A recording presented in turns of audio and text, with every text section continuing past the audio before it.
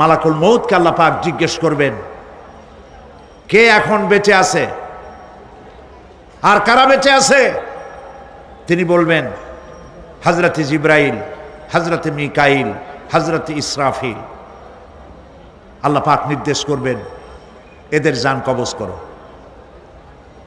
ইসরাফিল, মিকাইল জান কবজ হবে।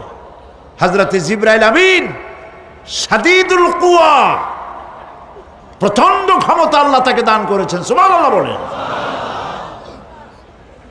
দুনিয়ার সব নবীদের কাছে বাণী বহন করে নিয়ে আসছেন পূর্ণ অথেন্টিসিটির সাথে, সুবহানাল্লাহ। আল্লাহ পাক যাকে বলেছেন রূহুল আমিন,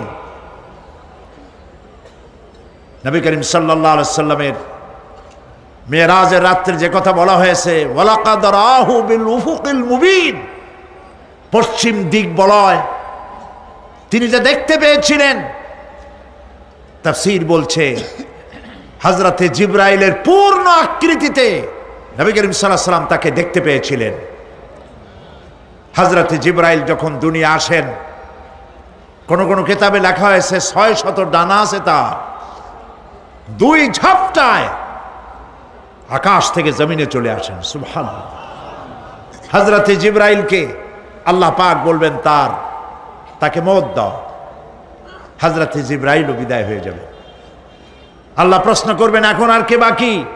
মান বাকিয়া ইয়া মালাকাল মউত। মালাকুল মউত বলবেন, হে আল্লাহ তাআলা, এখন তোমার সামনে আমি দাঁড়িয়ে আছি, আর কেউ নাই। আল্লাহ পাক বলবেন, মুত ইয়া মালাকাল মউত। আল্লাহু আকবার। মুত ইয়া মালাকাল মউত, মরে যা, মরে যা। মালাকাল মউত মরে চলে যাবে, এরপরে আর কেউ নাই। আল্লাহ রাব্বুল আলামিন এই অবস্থায় কত বছর কত কাল চলে যাবে আল্লাহ পাক ভালো জানেন, কেউ নাই।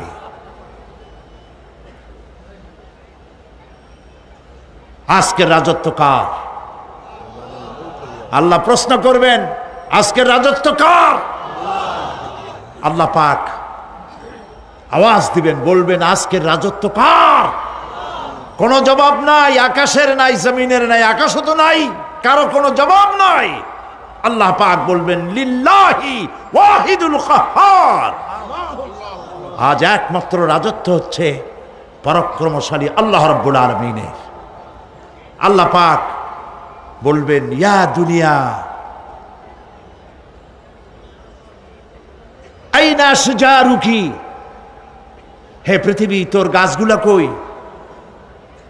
ইয়া দুনিয়া আইনা জিবালুকি, হে পৃথিবী তোর পাহাড়গুলা কই? আইনাল জব্বারিন, স্বৈরাচারেরা কোথায়? কারো কোনো জবাব হবে না। আল্লাহ পাক এরপরে আবার মানুষগুলিকে চিন্তা করবে, সুবহানাল্লাহ। ওয়া ইযাল কুবুরু বু'থিরাত, যা কিছু মাটির মধ্যে লুক্কায়িত ছিল সবগুলি আল্লাহ পাক বের করে নিয়ে আসবেন। হাসরের ময়দান হবে, উপস্থিত হবে সমস্ত মানুষ, কেউ পলায় থাকতে পারবে না কোথাও। কুমিরে যারে খাইছে, বাঘে যারে খেয়েছে, আগুনে যারে পোড়াইছে, পানিতে যে পচে গেছে, পোকামাকড়ে যারা খেয়েছে, কোনো পথ নাই। সবাই আল্লাহর দরবারে উঠবে, পায়ে জুতা নাই, মাথায় কাপড় নাই, পরনে কোনো কাপড় চোপড় নাই, উলঙ্গ উলাঙ্গিনী।